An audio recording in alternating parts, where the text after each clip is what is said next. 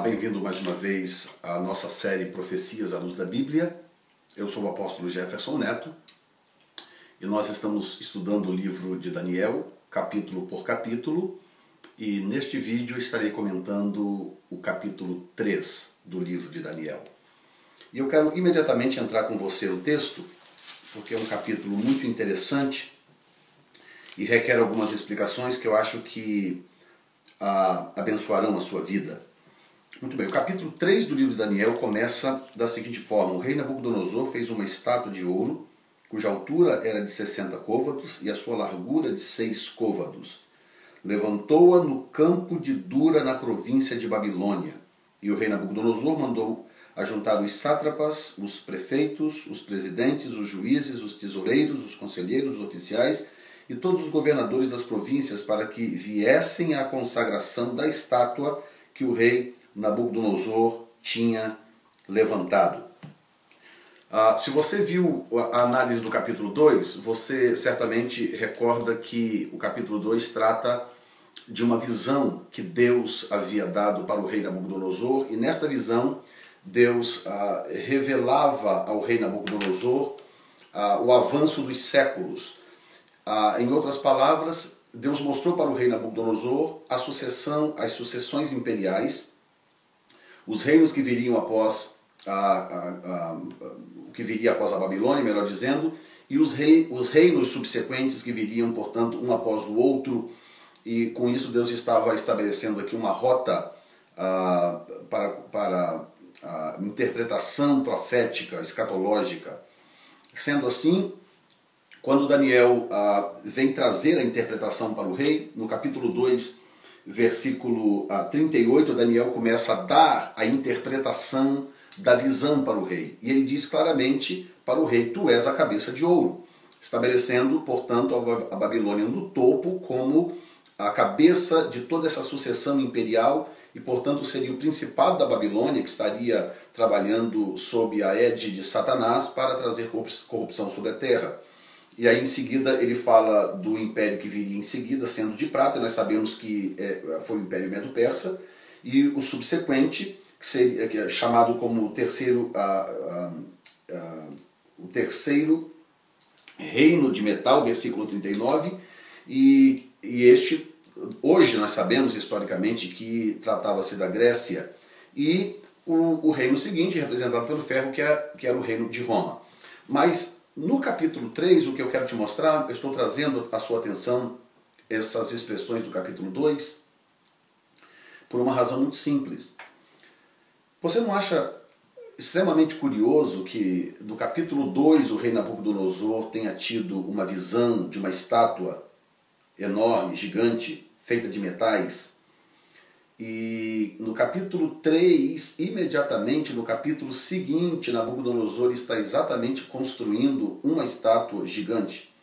Qual a diferença básica entre a estátua da visão do capítulo 2 e a estátua construída por Nabucodonosor no capítulo 3? A diferença primordial é que a do capítulo 2 era composta de 4 metais diferentes, mais o barro. Então tinha ouro na cabeça, prata no peito, bronze nos lombos, ferro nas pernas e nos pés, parte ferro, parte barro. Então era uma estátua composta de metais, 4 metais diferentes. A estátua do capítulo 3 era diferente porque ela é composta apenas de ouro. É uma estátua inteira e grande, gigante, 60 côvados de altura, e é muita coisa. Morando aqui nos Estados Unidos hoje, nós podemos ter uma noção um pouco melhor, porque aqui as medidas são em polegadas e em pés, que são um pouco mais próximas do côvado da Bíblia. Mas basicamente 60 côvados de altura é uma estátua imensa, gigantesca. E para você ter uma ideia, Golias tinha 6 côvados e 1 palmo de altura e já era considerado um gigante. A estátua de Nabucodonosor era 10 vezes maior do que Golias, que já era um gigante.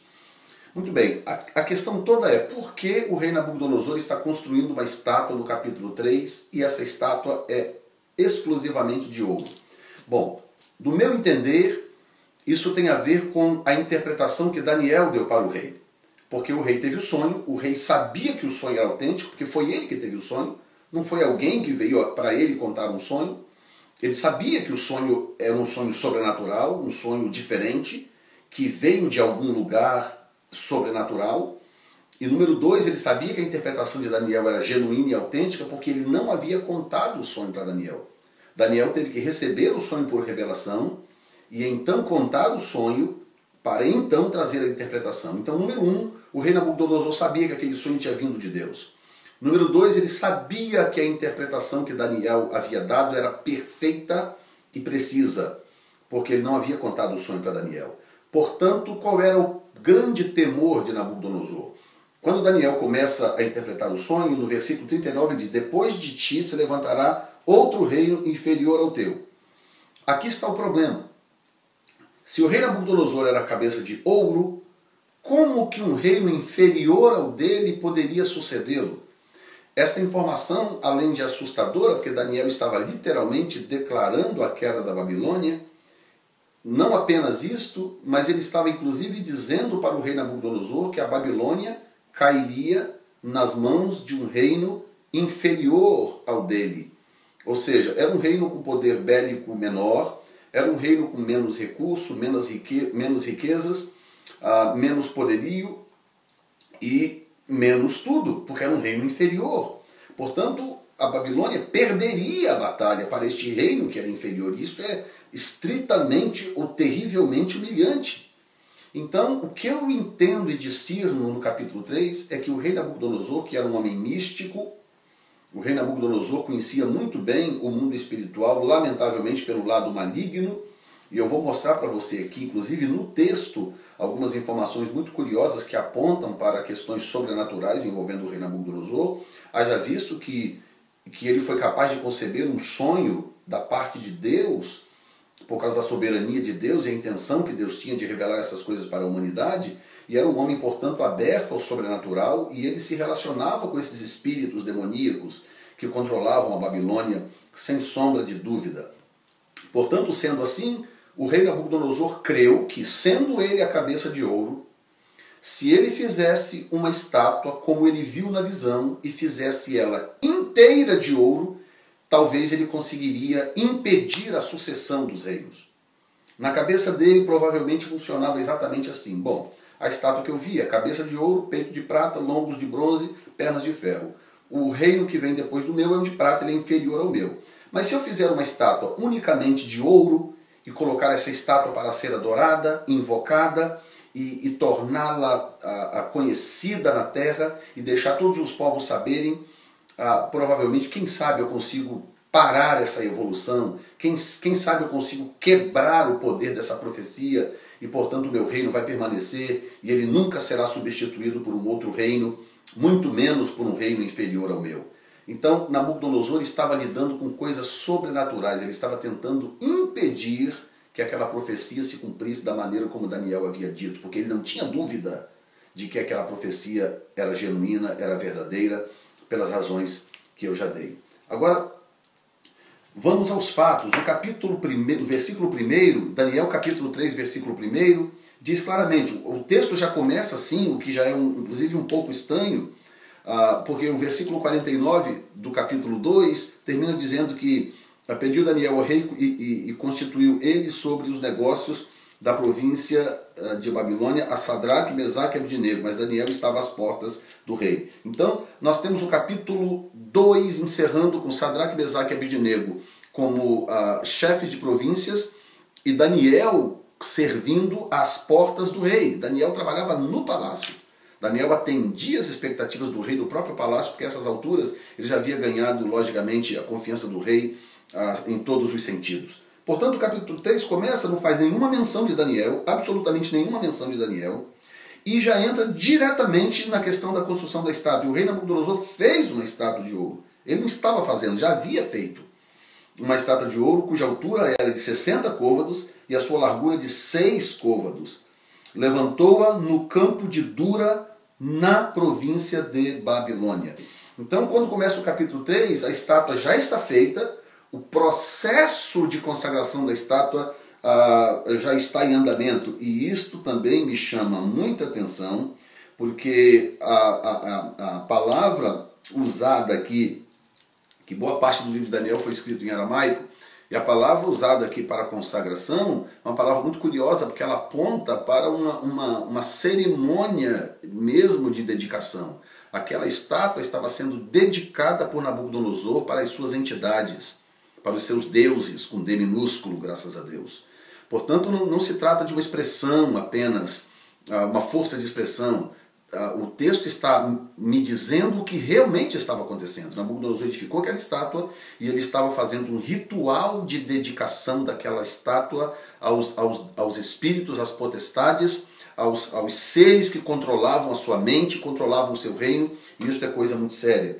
O versículo 6 diz que qualquer que não se prostrar e não adorar será na mesma hora lançado dentro do forno de fogo ardente. Aqui nós vemos características desse tipo de religião que gosta de dominar pela força, muito semelhante inclusive com o Islã. É mais ou menos o seguinte: se você não adorar ao Deus que eu adoro, que é Alá, então você é considerado um infiel e o seu destino é a morte. Então eles querem matar todos aqueles que não adoram o que eles adoram, porque eles acham que todo mundo é obrigado a adorar o que eles adoram. É o mesmo espírito, é isso que eu quero que você perceba, é o mesmo espírito que já operava há milhares de anos atrás na Babilônia. O rei simplesmente disse: quem não adorar a estátua que eu fiz e que eu acabei de consagrar, será lançado na fornalha de fogo ardente, e ponto final.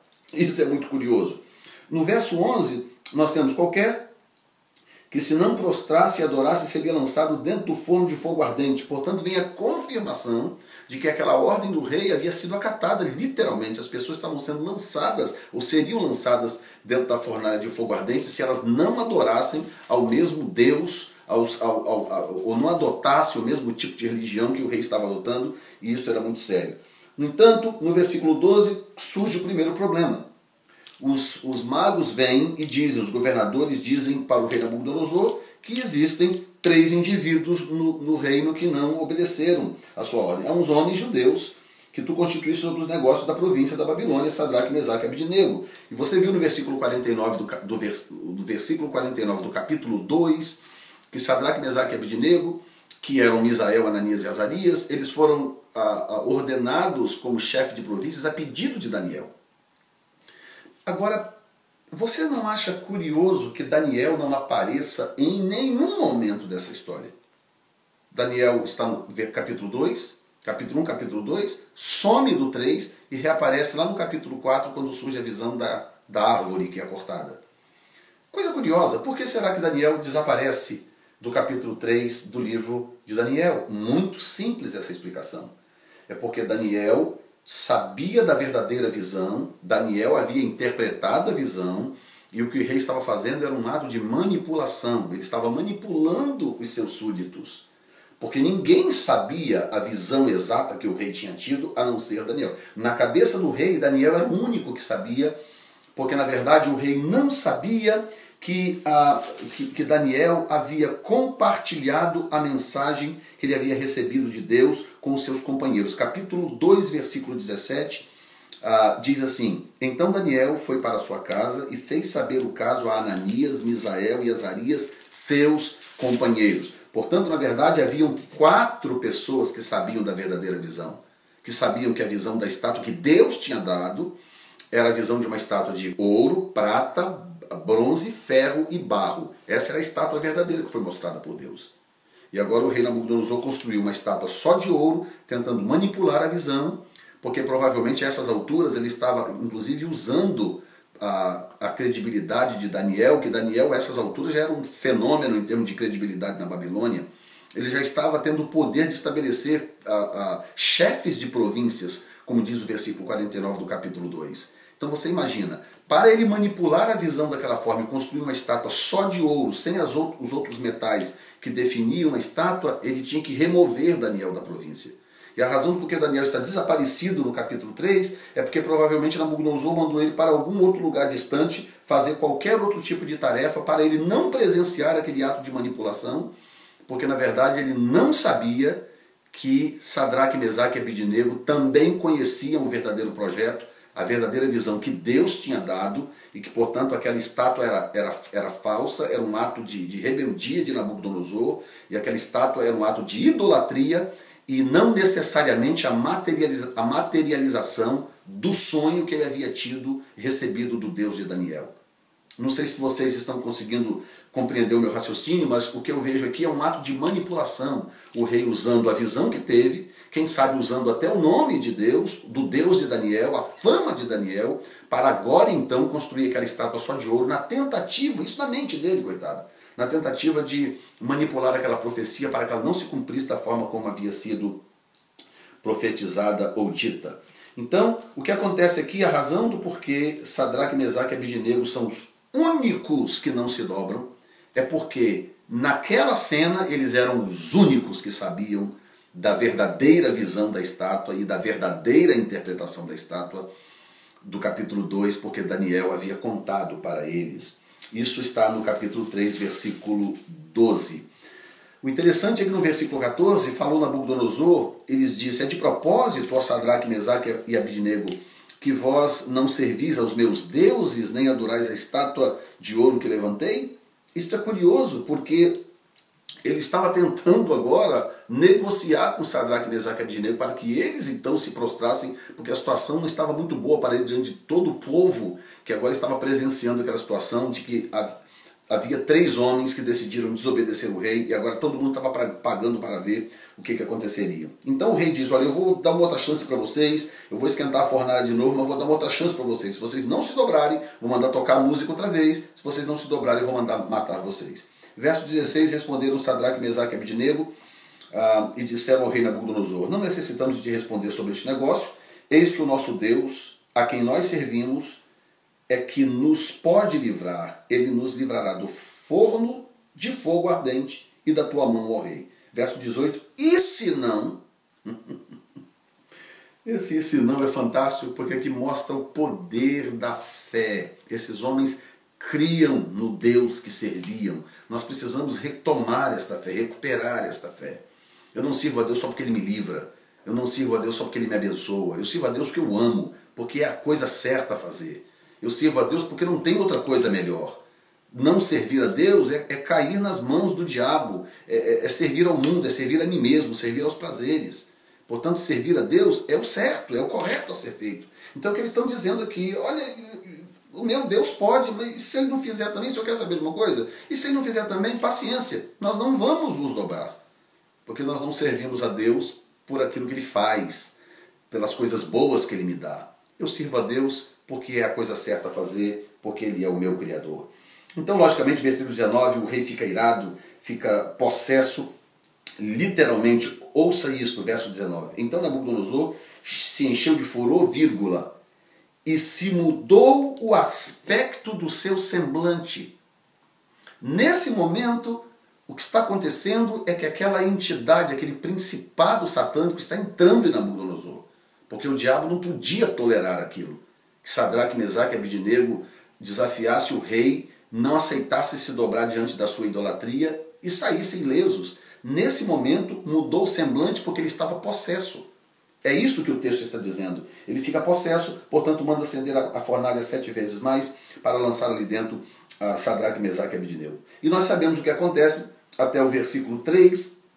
Eles são lançados lá dentro, e no versículo 23, logicamente, e no versículo 24, então o rei Nabucodonosor se espantou e se levantou depressa e falou e disse aos seus capitães: não lançamos nós 3 homens atados dentro do fogo? Responderam e disseram ao rei: é verdade, ó majestade. Aí o 25 diz: respondeu e disse: eu, porém, vejo 4 homens soltos que andam passeando dentro do fogo, e nada há de lesão neles, e o aspecto do quarto é semelhante ao filho dos deuses. Outra pista no versículo 25 de que Nabucodonosor estava acostumado com o mundo espiritual, que Nabucodonosor tinha relações com demônios, que Nabucodonosor sabia muito bem do que estava dizendo, porque quando o texto diz que mudou o seu semblante, eu não tenho dúvidas de que naquele momento Nabucodonosor estava sendo tomado por uma entidade demoníaca. E no versículo 25, como é que ele sabia que o quarto ali tinha semelhança ao Filho dos Deuses? Porque ele tinha relação com o sobrenatural. Ele conhecia aquelas coisas, não de Deus, mas ele estava acostumado a ter visões de espíritos, e ele tinha esse tipo de relação com esses principados, e por esta razão ele estava sendo usado pelo diabo como cabeça de todo aquele processo para estabelecer um sistema de corrupção que viesse depois danificar a terra, como diz o capítulo 17 do livro do Apocalipse, a grande Babilônia, a mãe de toda a prostituição e corrupção da terra. Isso é muito sério que nós estamos vendo aqui no capítulo 3. Aí então manda chamar, tirar lá de dentro a Sadraque, Mesaque e Abednego, e o rei fica impressionado, fica maravilhado, e no versículo 28 então diz que o rei Nabucodonosor disse: bendito seja o Deus de Sadraque, Mesaque e Abednego, que enviou o seu anjo e livrou os seus servos que confiaram nele, pois não quiseram cumprir a palavra do rei, preferindo entregar os seus corpos para que não servissem nem adorassem algum outro Deus senão o seu Deus. E aqui vem então a coroação daqueles homens que decidiram manter a sua fé intacta, que decidiram não se corromper, não se vender e permanecer firme diante de Deus, mesmo correndo o risco de vida, porque no caso de Sadraque, Mesaque e Abednego houve uma intervenção de Deus por causa do plano que Deus tinha. Mas em muitos outros casos, pessoas passaram pela morte. Nós temos tantas histórias, relatos de mártires do início da história da igreja e também dos 3, 4, 5 primeiros séculos da igreja, depois da Idade Média, tantas pessoas que morreram para manter a sua fé, para permanecerem fiéis diante de Deus. São coisas que acontecem, por isso que a nossa fé precisa ser sólida, e é uma fé que precisa estar firmada na pessoa do Senhor, em quem Deus é. A convicção absoluta de que estar com Deus é a coisa certa a ser feita, independente do que Ele me der, independente do que Ele fizer por mim, estar com Ele é a coisa certa a se fazer, porque nós não temos para quem iremos nós, se só o Senhor tem palavras de vida eterna, como disse o nosso querido apóstolo Pedro para o Senhor Jesus. Então o capítulo 3, ele é muito importante porque ele mostra a tendência satânica de manipular as profecias. O capítulo 3 do livro de Daniel está aqui para nos fazer um alerta, que onde há uma profecia verdadeira, a tendência é que haja uma falsa. A tendência é que haja algum tipo de manipulação. A tendência é que alguém esteja tentando controlar o processo profético ou confundir as pessoas com algum tipo de interferência, de inserção naquilo que é verdadeiro. Nós temos a verdade não tem dúvida, a verdade está aqui nas Escrituras Sagradas, nós não temos nenhuma razão para não crer nisso, e isto nos desperta a estarmos alerta para todo aquele ou tudo aquilo que de alguma forma tenta interferir no processo profético, escatológico, bíblico, o qual é perfeito e infalível. Tudo que a Bíblia diz tem se cumprido, não há razão para nós não crermos que o restante também não vá se cumprir 100% como está escrito. A Bíblia é a verdade, ela é a palavra de Deus, e o livro de Daniel, portanto, começa a lançar esse tipo de fundamento para nós criarmos anticorpos e aperfeiçoarmos o nosso espírito de discernimento para sabermos o que é verdade e o que é mentira, o que é verdadeiro e o que é falso. Portanto, que o Senhor nos abençoe, nos ajude a manter os nossos olhos abertos para não cairmos no engano de Satanás. Toda honra e toda glória sejam dadas ao Senhor Jesus para todo sempre. Não perca o próximo vídeo, vamos estar falando sobre o capítulo 4 do livro de Daniel. Deus te abençoe, em nome de Jesus.